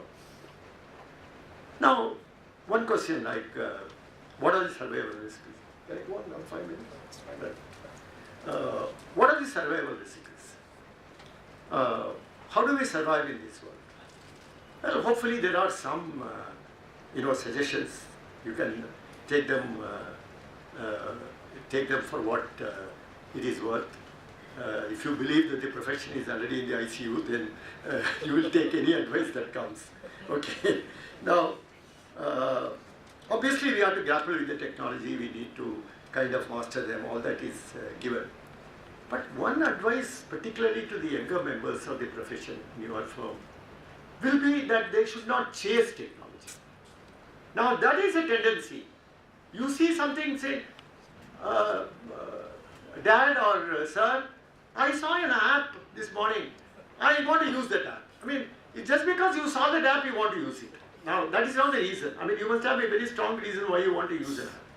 So, the first thing we need to build in our younger members of the profession is that it is not a question of chasing technology. Now, you are going to adopt technology which is relevant. You have felt a need, and then you have felt a gap, and you are going to take the technology for that. So please do not chase. And do not become technology centric. Now, there are already enough threats on this relationship between the auditor and the client. Now, in the past, audit firms have thrived because they have been client centric. That is the word.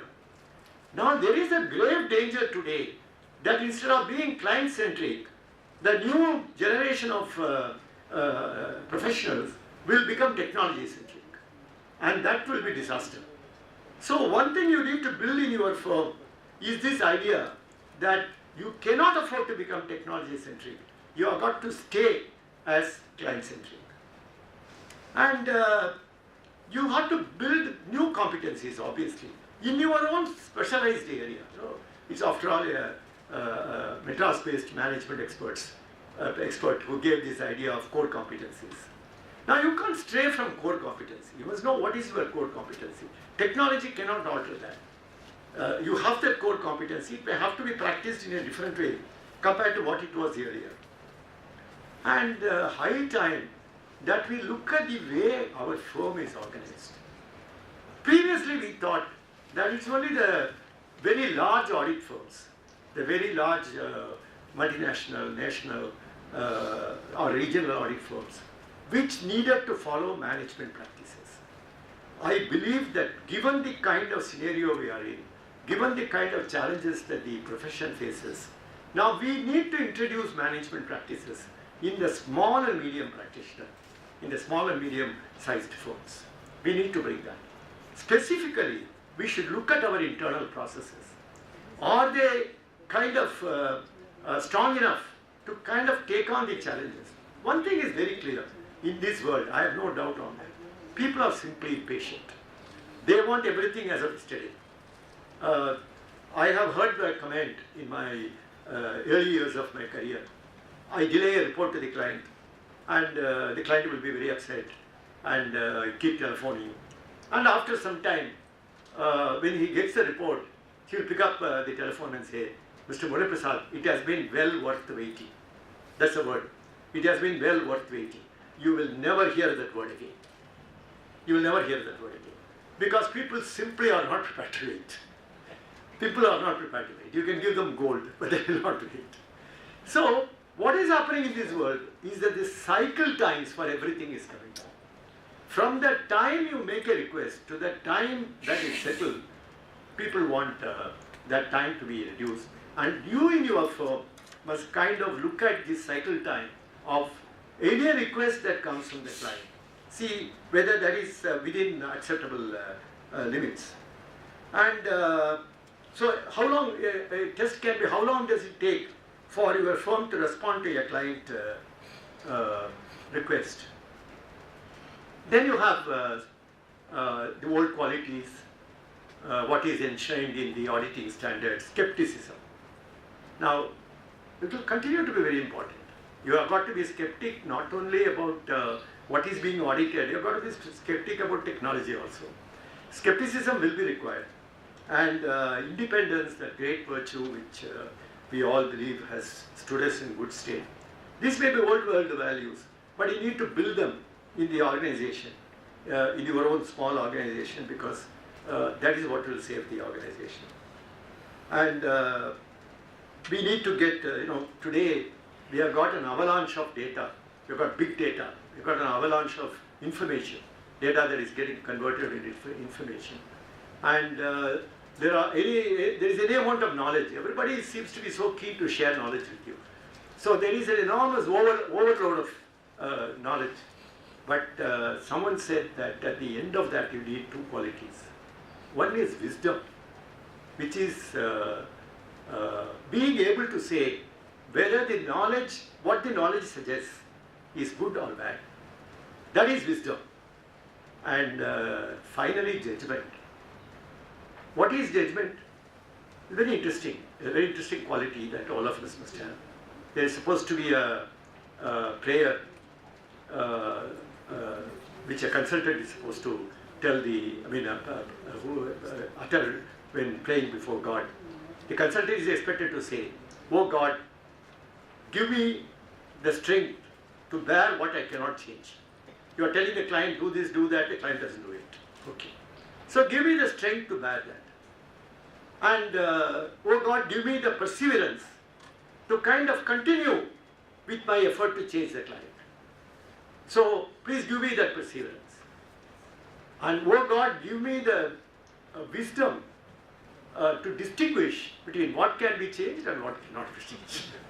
Okay, so that will come to that bottom line. It will come to the bottom line. That you need to be able to distinguish that. And that will stand in good state. There is one other point I want to deal with. In the last part, we are distributing the papers also, whatever I have put down. So I will have to skip because it's 8:30. I'd like to stop there. And one idea about this value-based billing. Now this is becoming very fun. This is what technology does to you. We have been, in the past, been brought up on that idea, how many days we spend, how many hours we spend on this particular job, bill the client, mandate rate is so much. In my firm, the mandate rate is so much.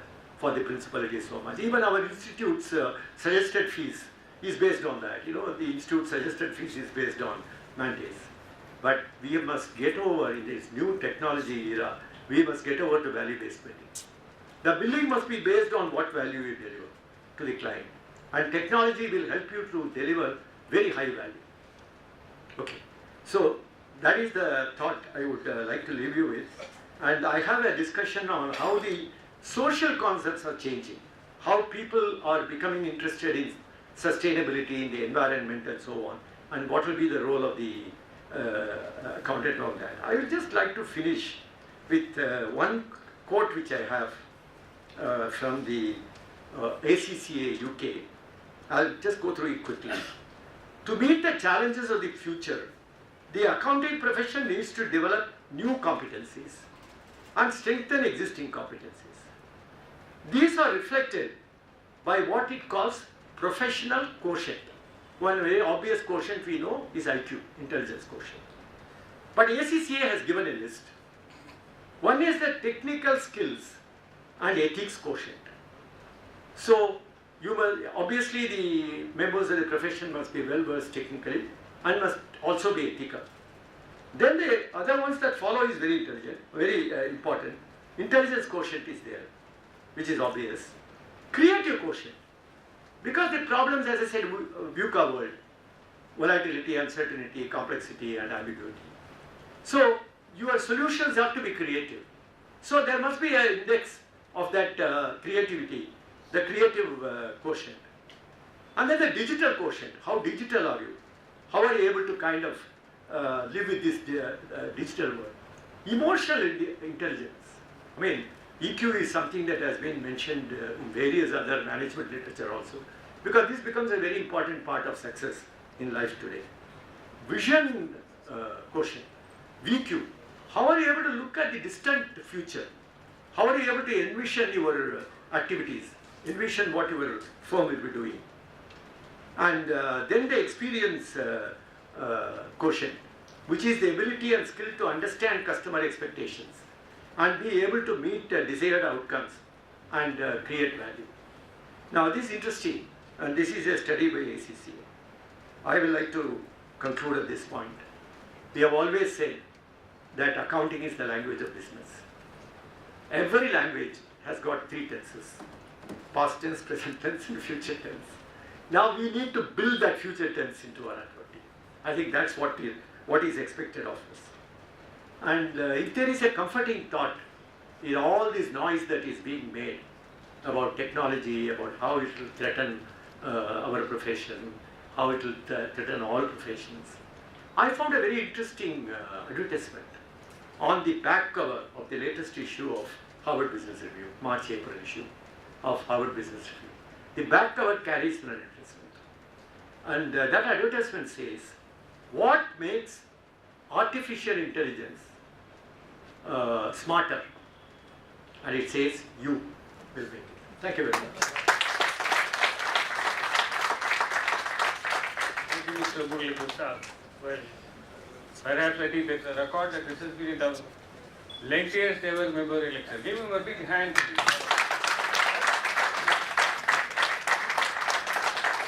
And for me, I can only tell you one word. Well, it's the same person with the same energy, the same flow as what I saw in 40 years back when we were students. And we never had any opportunity to go out of this class even for the bathroom. So today also I find plenty of those here. Just another 5 more, 10 more minutes while we finish the program. Now it's a good thing, his lecture is now ready in the printout. May I call upon Sita Raman, President of the Institute, to release the first copy will be received by Mr. Balguna Kumar, former chairman of the SIRC. Please.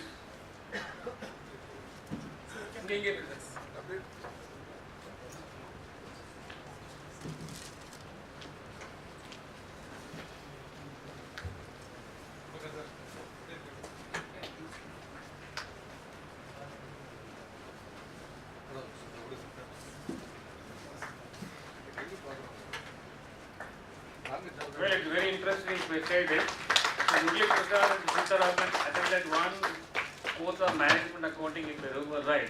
And always Sitaraman used to give me the photograph. Every time he said, see, me and Mr. Prasad are there.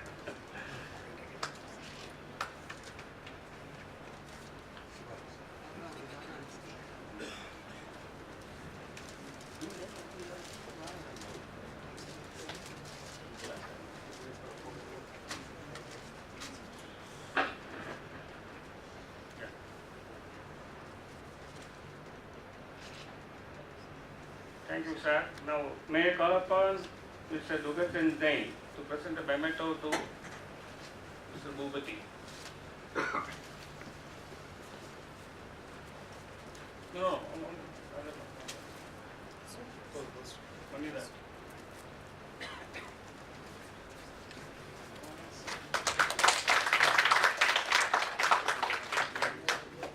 Mr.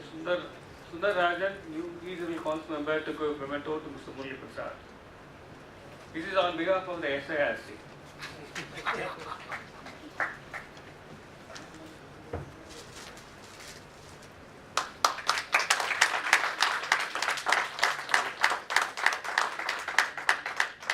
Now it's the turn of the Society of Auditors. May I request Ms. B. Anand to give a memento to Mr. Bhupati.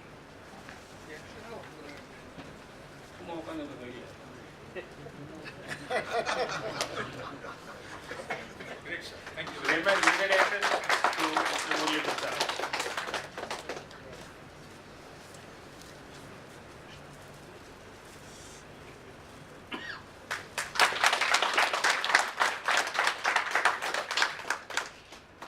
Now it's over to Mr. M. and Venkatesan to propose vote of thanks.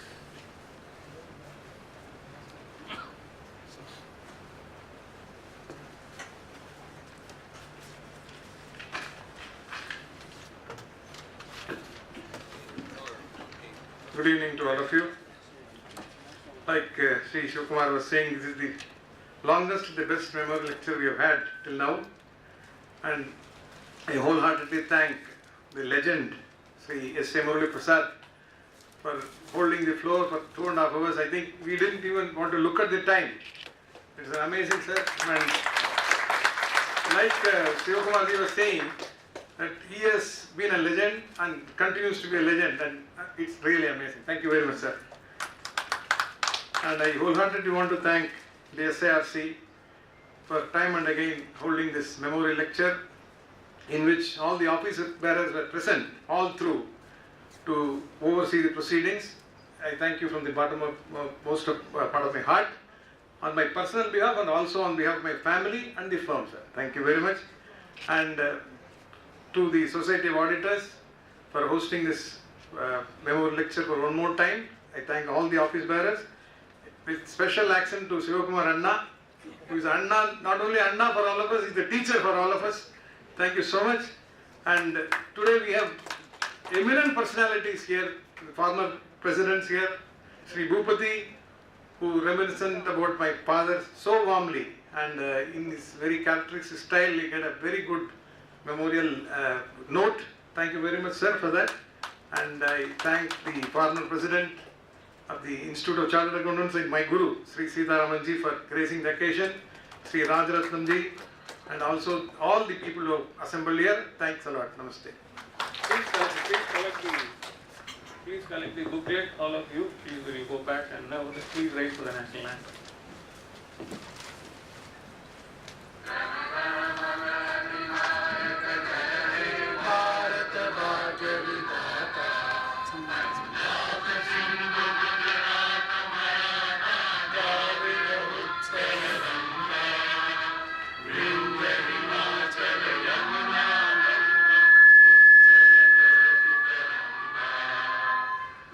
Shubha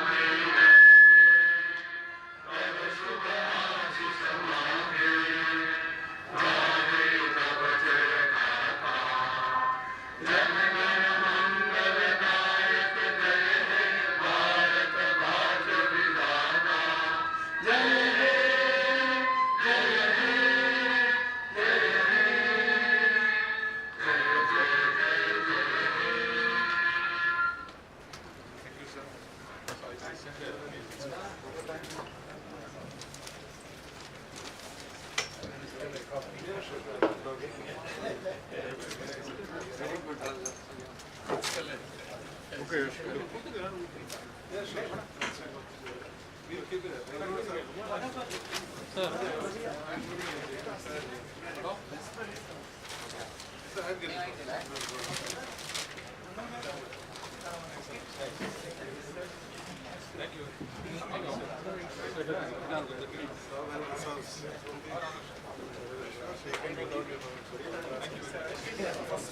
you.